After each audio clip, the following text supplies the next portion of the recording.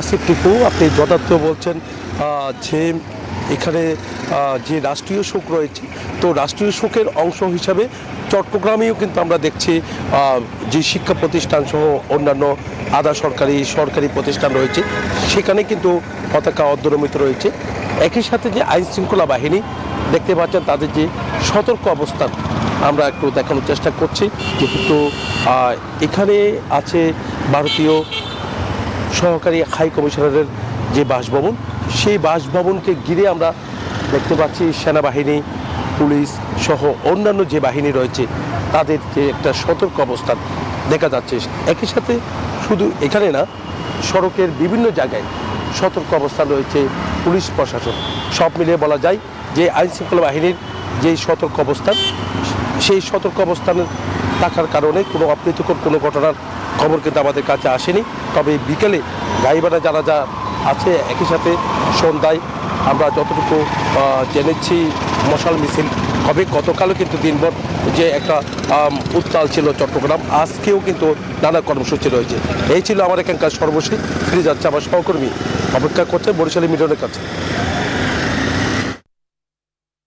হ্যাঁ জয়, আপনি যেমনটা জানাচ্ছিলেন চট্টগ্রামে রাষ্ট্রীয় শোকের যে আবহ তৈরি হয়েছে সারা দেশেই, তার খবর জানাচ্ছিলেন চট্টগ্রাম থেকে। আমি আছি বরিশালেও কিন্তু একই অবস্থা। আমরা দেখছি যে রাষ্ট্রীয় শোক, একদিনের যে শোক ঘোষণা করা হয়েছে, সেই শোকের আমরা দেখছি যে আপনার সমস্ত রাষ্ট্রীয় যে সরকারি যে বাসভবন বা সরকারি যে অফিসগুলো, সেখানে কিন্তু জাতীয় পতাকা অর্ধনমিত রয়েছে। এবং আমরা এখন আদালত পাড়ায় আছি, আমরা দেখছি যে সেখানে জাতীয় পতাকা অর্ধনমিত আছে।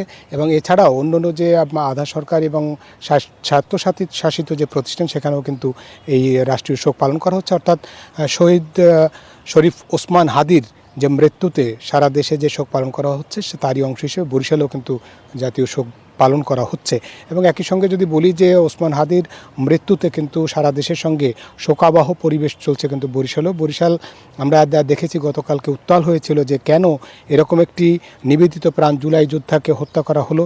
এবং সেজন্য মূলত তা ক্ষোভে ফেটে পড়েছে ছাত্র জনতা বা ইনকলাব মঞ্চ। তারা বলেছে যে ওসমান হাদির হত্যাকারীদের দেশে ফিরিয়ে এনে তাদেরকে দ্রুত বিচার কার্য সম্পন্ন করার তারা দাবি তুলেছেন। একই সঙ্গে যে এই সময়েও যে জুলাই যোদ্ধাদের যেহেতু নিরাপত্তা দিতে ব্যর্থ হচ্ছে সরকার, সেই কারণে স্বরাষ্ট্র উপদেষ্টার তারা পদত্যাগও দাবি করেছেন গতকালকে আমরা দেখেছি। এবং আজকেও ওইরকম কোনো কর্মসূচি না থাকলেও সবাই বরিশালের অনেকেই ঢাকায় সেই ওসমান হাদির যে জানাজা হবে সংসদ প্লাজার দক্ষিণ প্লাজায়, সেখানে গেছেন অনেকেই। তবে আজকে ছুটির দিন হলেও আমরা দেখছি যে রাষ্ট্রীয় শোক পালনের যে আবহ সেটি কিন্তু রয়েছে।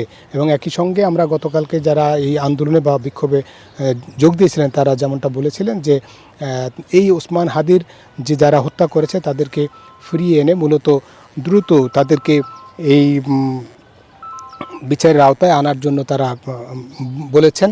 মূলত যদি বলি যে এই আজকের এই জাতীয় যে শোক, সেই শোকের যে পরিবেশ, সেই পরিবেশ মূলত আবহ বিরাজ করছে ওসমান হাদির মৃত্যুতে, শোকাবহ পরিবেশ। এই ছিল বরিশাল থেকে আমার কাছে ওসমান হাদির মৃত্যুতে যে রাষ্ট্রীয় শোক দিবসের সবশেষ তথ্য। একই তথ্য জানতে যাব রাজশাহীতে, সেখানে আছে আমাদের সহকর্মী মতিউর মর্তুজা। একদিনের রাষ্ট্রীয় শোক চলছে, রাজশাহীতে কেমন শোকের পরিবেশ কেমন দেখছেন জানান। বরিশালের মতো রাজশাহীতেও যথাযোগ্য মর্যাদায় রাষ্ট্রীয় শোক পালন করা হচ্ছে। ওসমান হাদির মৃত্যুতে যে রাষ্ট্রীয় শোক, সেই শোক পালনের অংশ হিসাবে সকাল থেকে জাতীয় পতাকা অর্ধনমিত রাখা হয়েছে। বিভিন্ন সরকারি, বেসরকারি, আধা সরকারি, স্বায়ত্তশাসিত প্রতিষ্ঠান সহ বিভিন্ন শিক্ষা প্রতিষ্ঠানগুলোতে সকাল থেকেই আমরা দেখেছি যে জাতীয় পতাকা অর্ধনমিত রাখা হয়েছে। সেই সাথে ওসমান হাদির মৃত্যুর ঘটনায় যারা জড়িত রয়েছে তাদেরকে দেশে ফিরিয়ে এনে দ্রুত সময়ের মধ্যে শাস্তি কার্যকরের যে দাবি, সেই দাবিও কিন্তু তুলছেন সর্বস্তরের মানুষ। তারা বলছেন যে আর কোনো অপরাধী যেন খুন করে নিরাপদে পালিয়ে যেতে না পারে, সেই ব্যবস্থা করতে হবে। এবং গতকালকে আমরা দেখেছি বিক্ষোভ সমাবেশ করেছেন তারা, বাদ জুম্মা বিশেষ মুনাজাত করেছেন ওসমান হাদির জন্য।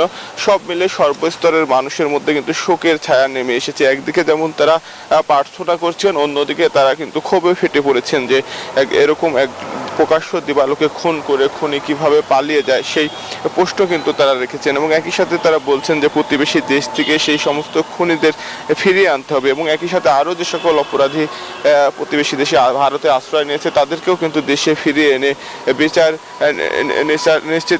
নিশ্চিত করার কিন্তু দাবি জানিয়েছেন। সব মিলিয়ে আজকে রাজশাহীতে হয়তো গায়েবানা জানাজার নামাজ অনুষ্ঠিত হবে, সেখানেও কিন্তু সর্বস্তরের মানুষ শোক প্রকাশ করবেন এবং উসমান হাদির বিদেহী আত্মার মাগফিরাত কামনা করবেন। এই ছিল রাজশাহী থেকে সর্বশেষ। ঝালকাঠি থেকে আরও খবর জানাতে যুক্ত হচ্ছেন সহকর্মী রেজাউল। আমরা যাচ্ছি রেজাউলের কাছে।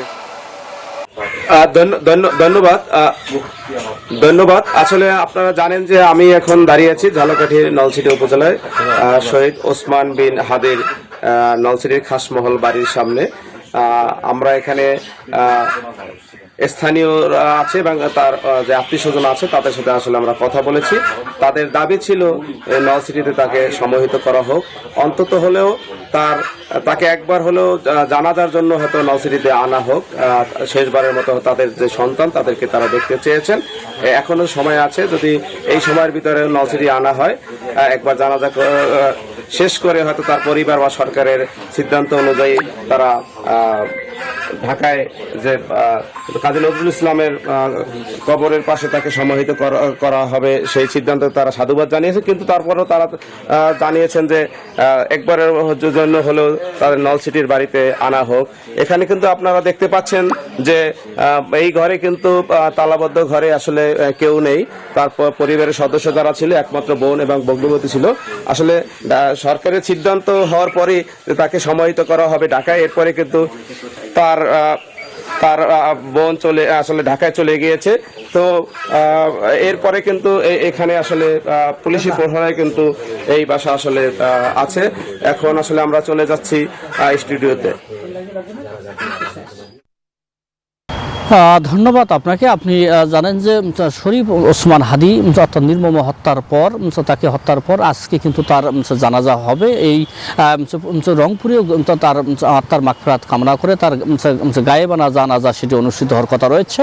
আপনাকে যদি একটি বিষয় বলে রাখি যে শ্রদ্ধা ভালোবাসায় কিন্তু রংপুরবাসীও স্মরণ করছে ওসমান হাদিকে, অর্থাৎ রংপুরের সুশীল সমাজের প্রতিনিধিরা, রংপুরের বিএনপি নেতারা থেকে শুরু করে এনসিপি নেতারা যারা রয়েছে, জামাত যারা রয়েছেন তারা বলছেন ওসমান হাদি ছিল বাংলাদেশের একটি বলিষ্ঠ কণ্ঠস্বর, নিবেদিত প্রাণ।